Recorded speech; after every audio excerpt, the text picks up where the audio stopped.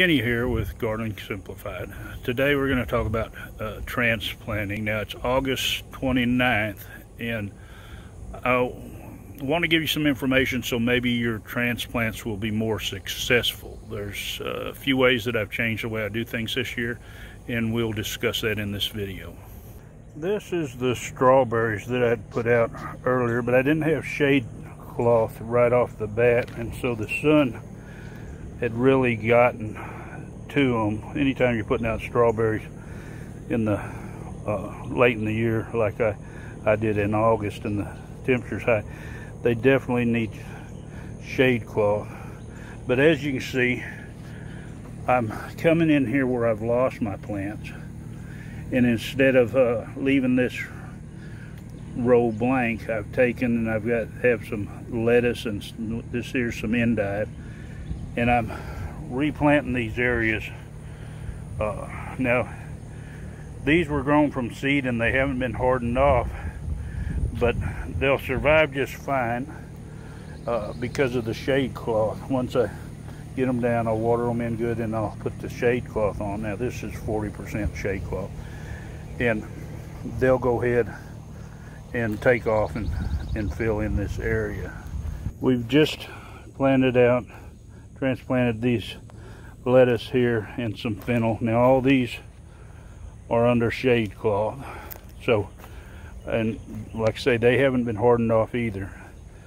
Now these beets here, they were actually put out, and it's been about 3 days ago, just before the hurricane come through here, and they were under the shade cloth, and as you can see, some leaves have blown under, but all of them are doing fine. They were only put under a tree in the shade for a day and then transplanted them. The same thing with these Detroit dark beets.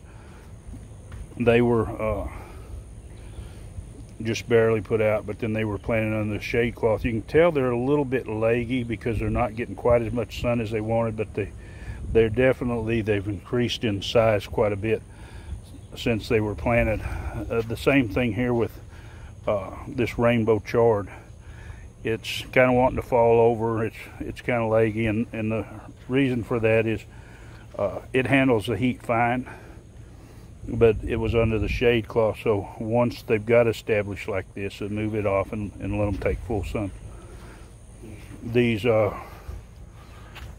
this Swiss chard here, the regular white stem Swiss chard.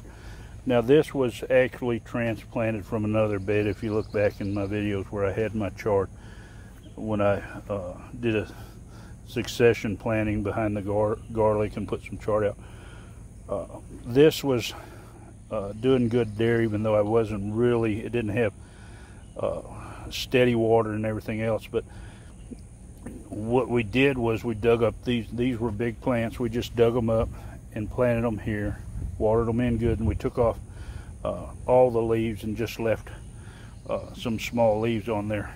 And as you can see, now they've got established. They're putting on quite a few big leaves, and basically they kind of blend in with a lot of this other chard that was started in here. So instead of just getting rid of them, sometimes you can just transplant your plants, but just when you do, make sure you take off a lot of the foliage, because if it's trying to support all that foliage and photosynthesis and stuff, well, it's got to get its roots in. A lot of times that's enough to stress it and kill it. But as you can see, if you take the leaves off, it should do good and continue. I hope this is helpful for you, and as always, happy gardening.